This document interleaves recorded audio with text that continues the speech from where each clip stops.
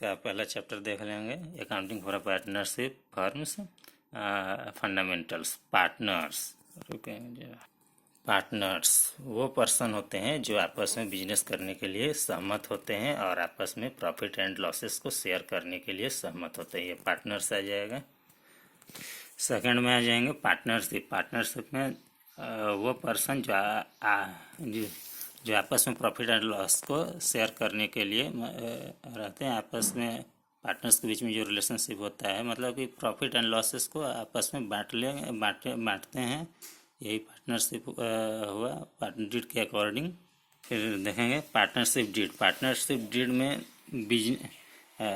एक written agreement होगा among the persons, मतलब दो या दो से अधिक पार्टनर्स के बीच में एक एग्रीमेंट होगा। वो रिटन एग्रीमेंट होना चाहिए, वो terms and conditions of the business को डिस्क्राइब कर देगा, वही हो गई पार्टनरशिप डीड। फिर देखेंगे the partnership act 1932। Partnership act 1932 में बिजनेस का लिमिटेशंस और पार्टनर्स का लिमिटेशंस दिया हुआ है। Interest on capital, interest on drawings, फिर इंटरेस्ट ऑन लोन में कितना उसको देना या लेना है। फिर बिजनेस का भी नेचर है दिया रहेगा, किस तरह कितना उसका लिमिटेशंस है, इस तरह का दिया रहेगा। और देखते हैं आगे में फर्म क्या। फर्म पार्टनर्स जो बिजनेस फर्म्स पार्टनर्स जो बिजनेस कैरी कर रहे हैं ना, उसी को फर्म कहेंगे। जो बिजनेस आपस में रन कर रहे हैं उसी को फर्म कहेंगे।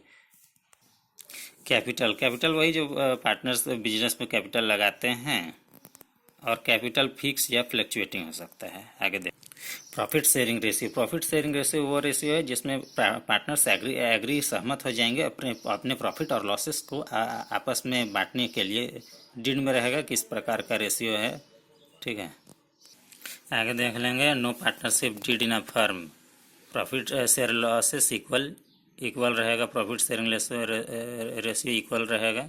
लॉस होगा तो भी इक्वल बढ़ जाएगा। इंटरेस्ट ऑन कैपिटल नो, चाहे नहीं देंगे। इंटरेस्ट ऑन ड्रॉइंग नो, नहीं देना है, ठीक। आगे देख लेते हैं no partnership deed in a firm. Profit and losses ये तो हो चुका था। Remuneration to partners, salary commission no, किसी प्रकार का रेम्यूनरेशन नहीं देना है, सैलरी वैलरी कुछ नहीं देना है। Interest on loan, interest on loan ध्यान देंगे। इंटरेस्ट ऑन लोन जो है 6% पर एनम, साल में 6% है, ठीक। थोड़ा सा पार्टनरशिप देख लेंगे। पार्टनरशिप डीड क्या कहते हैं। पार्टनरशिप डीड है, देख लेते हैं। Describe partners of the firm.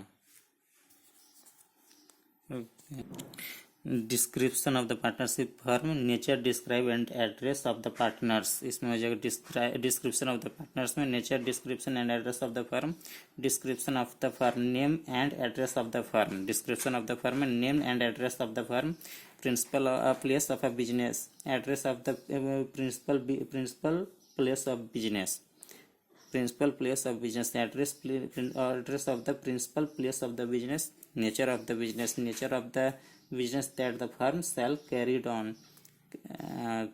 Commencement of the partnership, date of a commencement of the partnership. Capital contribution, amount of the capital to be contributed by the partners, whether the capital accounts shall be fixed or fluctuating. Fix capital में capital fix होगा, fluctuating में up and down capital होता है, ठीक है, ध्यान देंगे।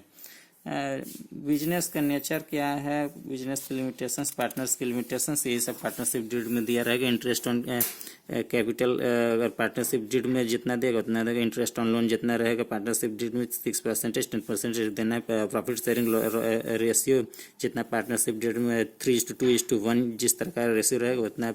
Interest on loan जो मेंशन रहेगा 5%, 10% दे देंगे। सैलरी जितना मेंशन किया रहेगा, amount of the salary commission if agreed to be paid. Values of the assets, settlement of accounting period, bank account open, death of the partner, whether the firm will continue or dissolve.